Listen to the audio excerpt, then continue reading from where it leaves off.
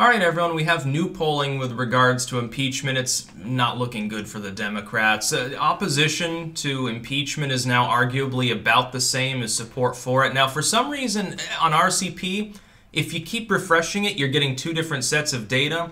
But the newest set of data that cuts out a couple of the old polls from weeks ago, now that you've got an official impeachment that will be going forward, the question has changed. It's, should he be impeached and removed or not? That's basically the sum and substance. The fact that it would be about even, or arguably unpopular slightly now, it's failed. You've got Democrats in the House already openly circling the wagons and talking about the possibility of not impeachment, but just we'll censure him. We'll say he did a bad thing that's not quite impeachable, and that might even get some Republicans on board, and then it'll look bipartisan and happy. It's a trap, though. If you don't actually vote to impeach him, even if it is a partisan proceeding, if a censure vote is held, it doesn't matter if some Republicans join it because it's unofficial. It doesn't remove Orange Man, which is what the AOC types want. Something like 15–20% of the Democrats are out for blood. They have become violent in some cases. They're literally rioting in some cases. They want Orange Man removed. They've been told that the President of the United States, by the Dems, even the mainline ones have said this, they've been told he is dictatorial, he's a fascist, he's a dangerous, unstable tyrant, he is a Nazi who hates most of the population, he's probably demented, he's insane, criminally so, he is beyond all forms of redemption, he's basically a combination of, he's Hitler Satan, or something like that. This is obviously not true. Whenever you see this one-dimensionality, it's propaganda, but a significant proportion, a double-digit proportion of Democrats believe it. They've been told that this is the same thing as when Bush was called Hitler, only at least Bush did things to deserve the comparison. You know, like killing hundreds of thousands of people, totally selling out to the neoliberals, trying to spy on everyone's library records, censoring everything. He was a son of a bitch. Or what about Obama? I remember the Tea Party was fond in 2012 of calling him Satan incarnate. He's not even eligible. He wasn't born in the U.S. It's stuff like that. It's hyperbolic propaganda. The amount you see, though, regarding Trump is an order of magnitude greater than Obama and Bush combined. The fact is that a person who kills everybody in sight by the hundreds of thousands and levels entire cities is weighed by the American public because of recency bias as being better than Orange Man. Now, it's nonsense. What you've got, though, is a situation where a lot of Democrats are not going to be happy with anything short of impeachment. Now, obviously, you can't remove him from office. It's DOA in the Senate. The Senate's not going to remove him from office. He's done nothing legitimately impeachable at all. It is a partisan fiasco. That's my true belief. But you got to impeach him anyway. If you're the Democrats, at this point, Pelosi's hands are tied. She can't just censure him. She can't just say, after all of the hyperbole, after all the, well, he abused his power, he lied to Congress, he's covering up everything. If you're going to make those claims before the American people, and trust me, the far left was the only group really paying attention to it anyway, because a lot of them got totally bored, including me and every other independent voter in the country, and we just fucking tuned it out. You got to give them something. You can't say, well, Orange Man is despicable, he is the devil. Let's censor him. No, you need to remove him from office. The problem is you don't have the power to do that, but you have to give the Dems a floor show.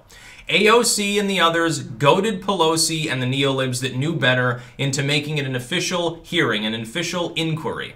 They, at that point, realized it was a bad idea, but they didn't have an alternative. Trump had goaded the far left into demanding it. He called their bluff, and he forced their hand. Now they're trying to pick up the pieces. Well, I mean, Trump's approval is not going anywhere. It hasn't gone down. If anything, it's gone up slightly since this bullshit began. Support for impeachment was higher before the impeachment inquiries were even codified as a legal thing, when they were unofficial. When it was just the Dems talking to anyone who claimed to be a whistleblower and then leaking tidbits to the press in a pithy, terse form to make them more easily digestible, revolving around the movements of the news cycle to make sure that it had maximum impact. That was very effective.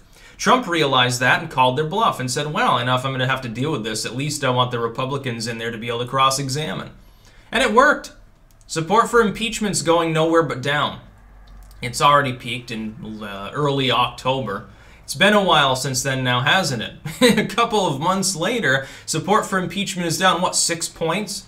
You know, month over month, I think it's 6 or 7 points lower now than it was before. And opposition to it was, I think, in the high 30s at the time. Now it's in the mid 40s.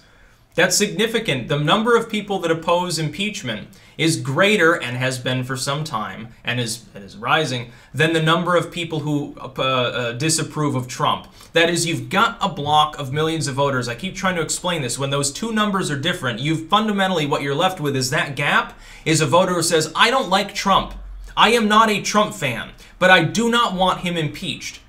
And now you've got impeachment and removal. That's a totally different issue, because some of those people, I am sure, understood the differentiation, said, yeah, we should impeach him.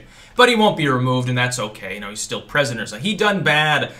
They should have been supporting censure in the first place. That's what the Democrats should have been doing. They should have been pushing just to censure him for his behavior.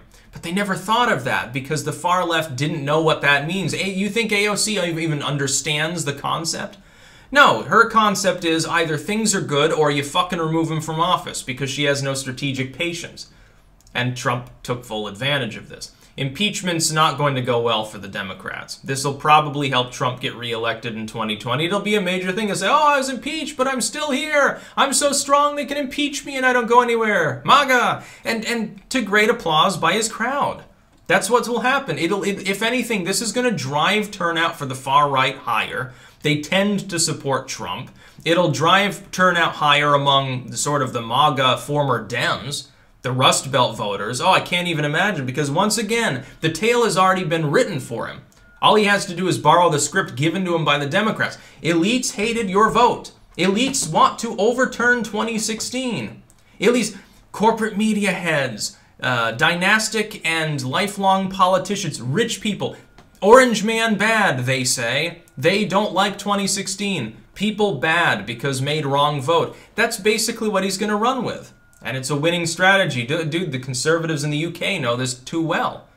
Happens over and over again. It's formulaic, and the thing is, nobody ever develops an effective counter-strategy to the deployment of this basic line of propagandistic reasoning. I don't even understand why they can't wrap their heads around it. It's plain as day from maybe a non-biased perspective. When you don't have skin in the game, look, the Democrats win. I get 4 years of rambling about how shitty things are when we hit another great recession. Trump wins, my prediction's right, and so I win. I win either way, so I don't have a huge bias. I don't really have a lot of skin in the game. I'll vote for Trump, but even if he were to lose, I'm not going to sit there and lose sleep over it. It's just the movement of the republic. That's about all. Peace out.